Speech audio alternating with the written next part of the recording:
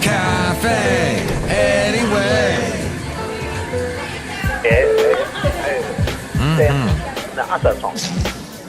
Mike's Daily Podcast.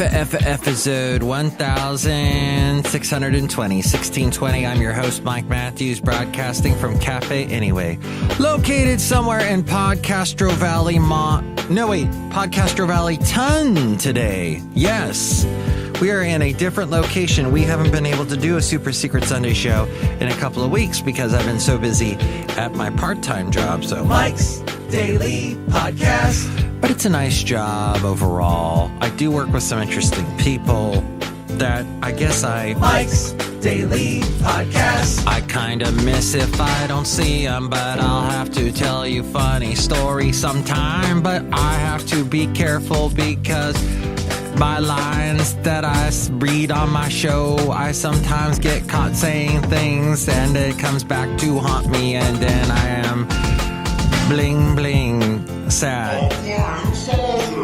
That was my song. Mike's Daily Podcast. A meaningful song that meant a lot to you, I'm sure. How come I can't hear myself very well? Let me take off my big hat.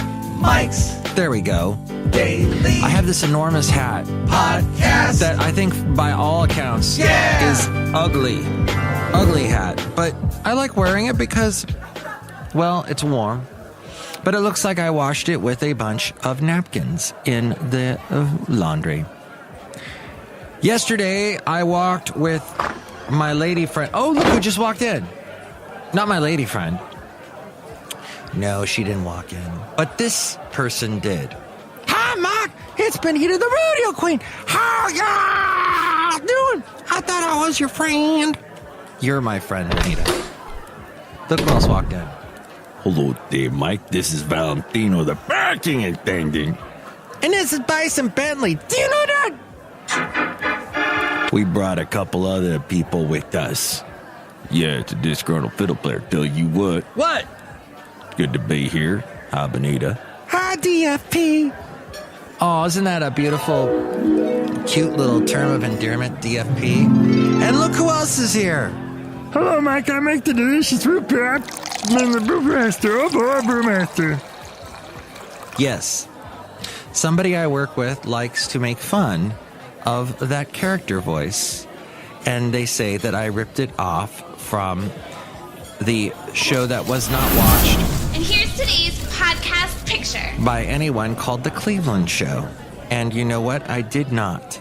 And he knows darn well that I have been doing the Brewmaster's voice since the 90s, because I knew him back in the 90s as such.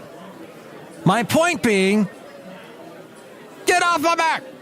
Now, that is basically, the podcast picture is of Basil the Boxer and I, as we were in Monterey at the aquarium. This was about a month ago, and we were walking along, and there were some nice people that took a picture of Basil and I. There he is now, barking away. And yeah, it was fun. And yeah, the Russians helped Trump win the election. Thank you, Elizabeth Warren. America elected Donald Trump. For that. And yeah, the Russians helped. For that insight. I had such a good time with my lady friend, my lovely lady, LLP, a lovely lady person. And we went to, so I've been to a lot of interesting places around the Bay Area, and it's so nice to finally to get to share with someone some of these places. And I think that's why I like relationships a lot, is you get to share. And I guess I like doing this podcast because I share stories like this, me sharing about something, and I'm sharing, share alike. So in our little Mike excursion yesterday, we went to Harbor Bay Isle, which I have posted many pictures from. She has lived in the Bay Area for over a decade. She's never been there. So she was really excited to go, and I felt really happy to show her. And we had Basil the Boxer with us, and it was a lovely time. I think we sometimes get into little boxes, and we were discussing this, where you get into a box and you don't ever get out, and you need to keep experiencing things with each other. And I think that's basically the whole point of what we were discussing earlier. One of the things we shared yesterday was I was discussing and sharing with her a love for some bands that were around in the 80s. And usually about the time that I start discussing things like this, in the past, friends that I've talked to, their eyes glaze over and they don't care anymore, and they've lost the thread of the conversation and they don't care. But she, my LLP, was really, really interested in what I was saying about the band Split Enz. I got you, and that's all I want. Remember that band? Or they actually transformed into Hey Now, Don't Dream It's Over, Crowded House later on. And Neil Finn, who's just a fantastic singer-songwriter. And he sounds, I played her some of the stuff that he's done recently. And recently he sounds even better now. So just what a fantastic, actually, I have a little bit of the...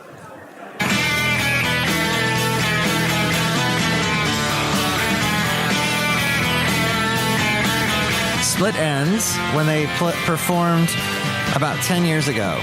There's no doubt when I'm with you, you're always out. You get on my nerves. I don't know. Sometimes I get frightened. All right, I'm going to do something right now, if you'll permit me. There is a new song by Taylor Swift, and I have not seen the video for it. Now, I would love to play you the song, which, by the way, here's my opinion about Taylor Swift. Any song she does will sound infinitely better if the person by the name of Lorde does it, because Lorde is the true talent, and Taylor Swift knows that. So, all right, this song is called Delicate. It sounds like Taylor Swift. It sounds like Lorde. And Taylor Swift and Lorde have this rivalry going on. They used to be friends. Lorde got to show up at a couple Taylor Swift shows and sing. But Taylor Swift knows darn well that Lorde is the true talent.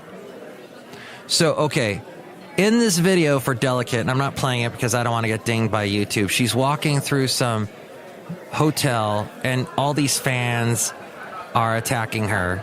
This is her follow-up song to, by the way, Look What You Made Me Do. Oh, now she's walking backwards. She's walking forwards with her bodyguards. And now she's looking at her reflection, at her big pouty, over lipstick lips.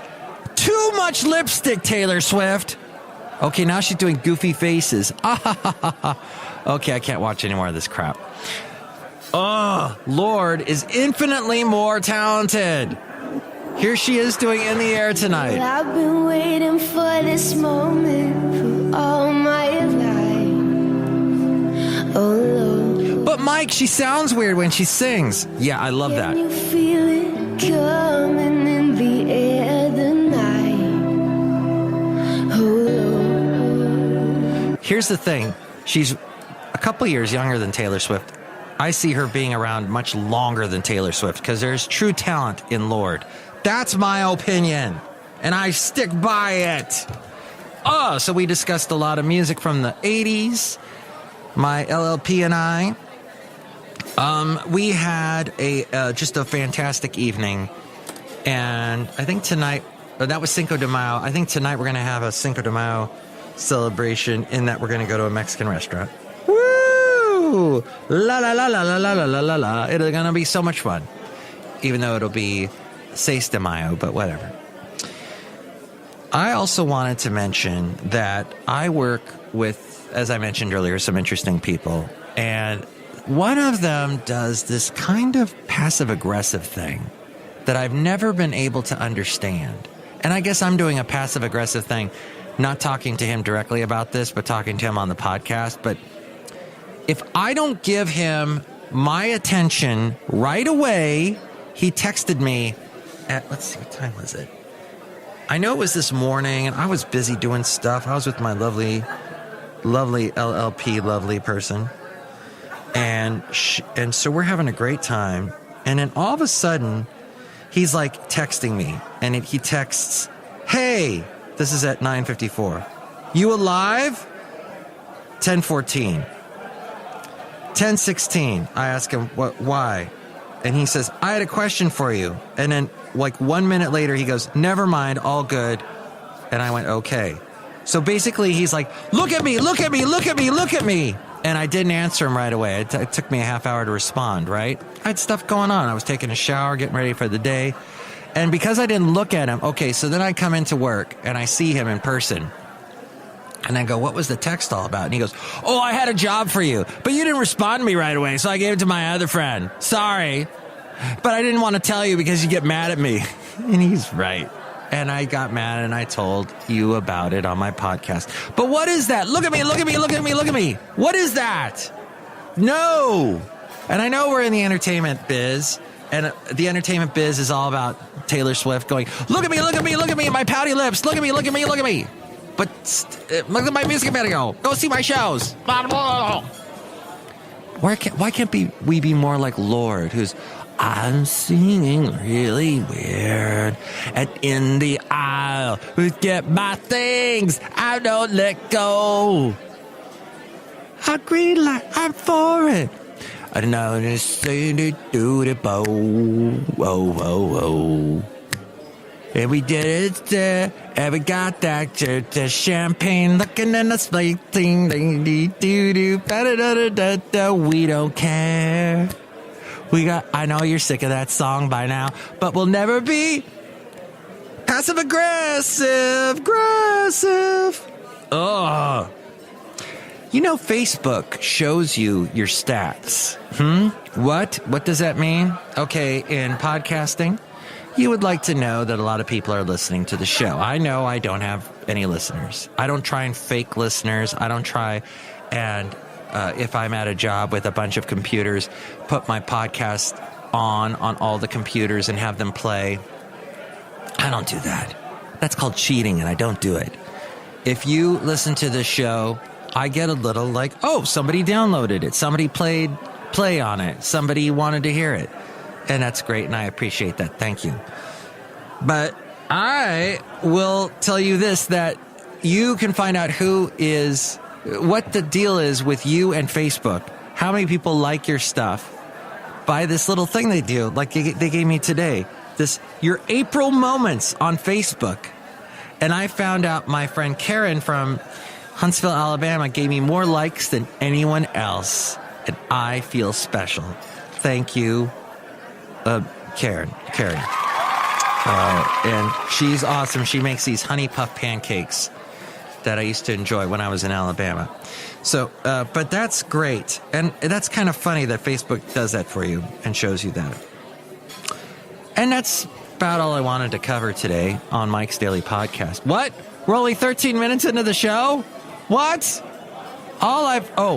Here. So I heard about the plot line to the movie that is the biggest movie in the country. Well, basically anything Marvel puts out now becomes the number one movie and stays number one for a long time. Black Panther to it. So now we got this Infinity Wars movie. I have no desire to see it.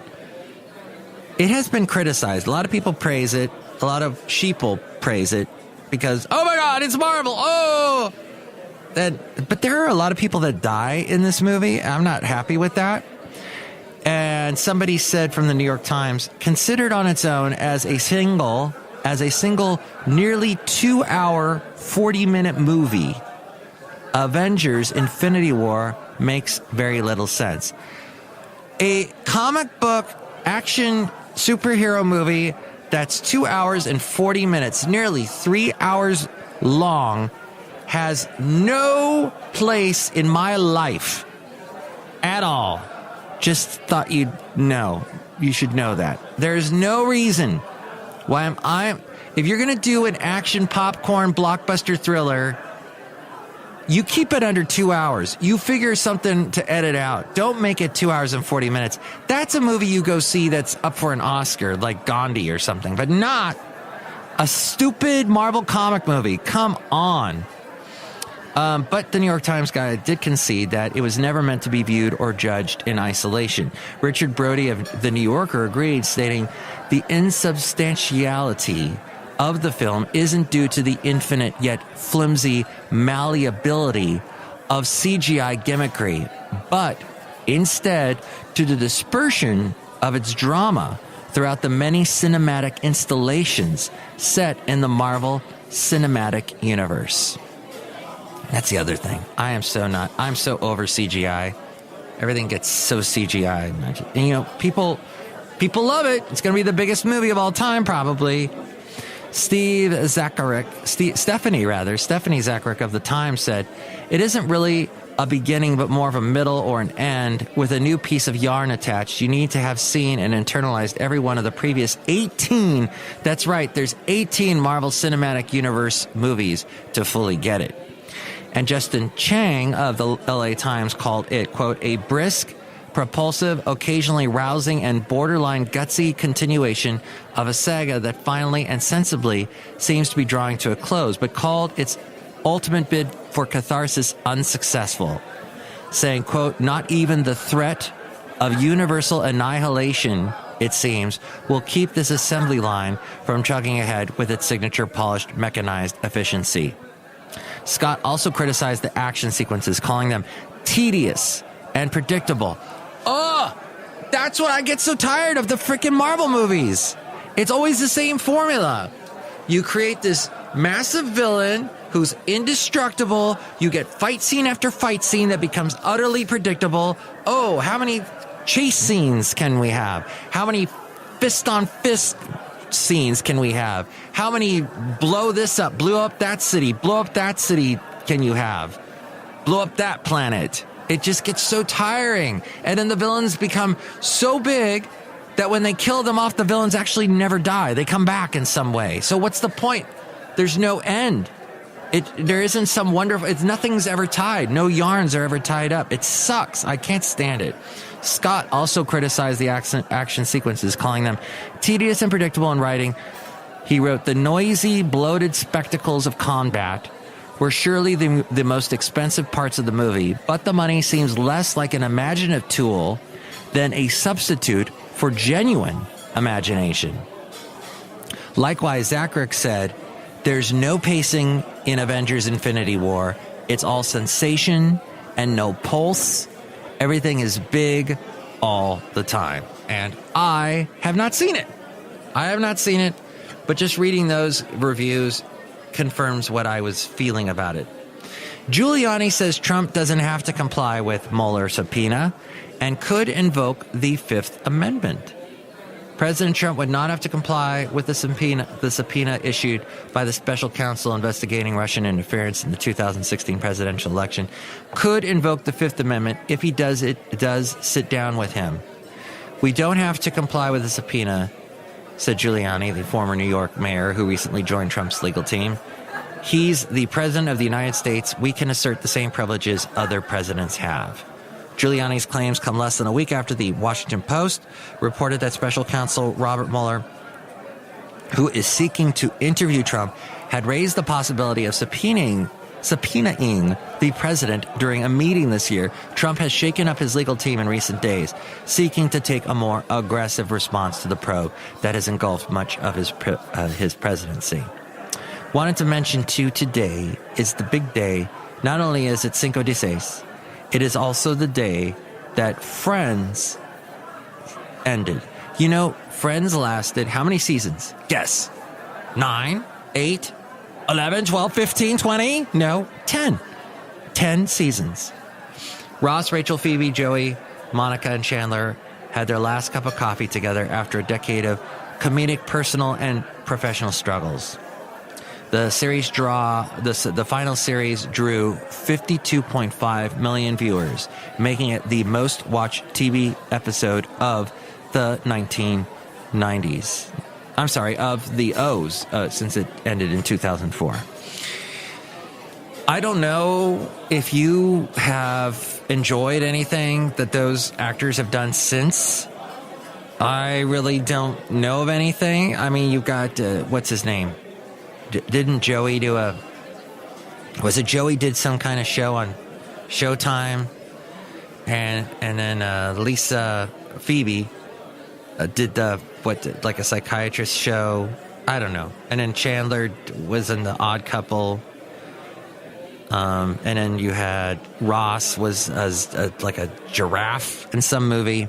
And then Monica gets all that plastic surgery. Oh my gosh, and she regrets it. It's sad. But I don't know. I have faith in those actors finding maybe a project that will maybe nothing they do from here on will ever rival Friends, but we can enjoy Friends, right? And enjoy those actors. No matter what becomes of them, we wish them well. Warren Buffett, however, does not wish Bitcoin well. The Oracle of Omaha reiterated his negative view on the cryptocurrency. Bitcoin is probably rat poison squared, he said. He's presiding in the Berkshire Hathaway 2018 annual shareholder meeting. He did that yesterday. In January, Buffett warned investors about the craze over Bitcoin and other cryptocurrencies. In terms of cryptocurrencies, generally, I can say with almost certainty that they will come to a bad ending. If I could buy a 5-year put on every one of the cryptocurrencies, I'd be glad to do it, but I would never short a dime's worth. That's financial technical jargon that I cannot friggin' interpret. But the Zika scare of 2016 could lead to a yellow fever panic if South Florida residents let down their guard when it comes to protecting themselves from disease-carrying mosquitoes. I will be in Florida in August, but I'll be in more of the north part of Florida. There hasn't been a yellow fever outbreak in the U.S. in more than 100 years, but state health officials are concerned that a large outbreak in Brazil and others in South and Central America could lead to infected travelers bringing the disease to South Florida, which has the right mosquitoes and climate for it to spread.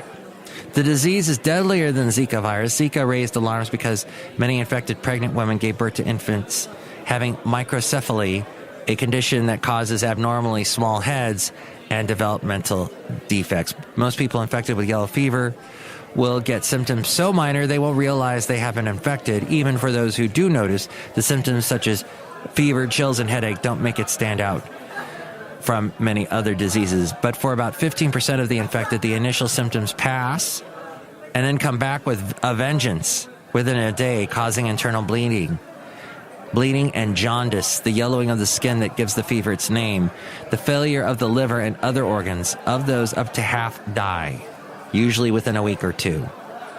So, the U.S. Center for Disease Control and Prevention warned travelers in March not to go to yellow fever hotspots in Brazil unless they were vaccinated. And, one other interesting thing about Rudy Giuliani as we go outside of Café Anyway, where we bring you Mike's Daily Podcast somewhere in Podcastro Valley, is that he is prosecuting now the people, or he's leading the kind of people he used to prosecute.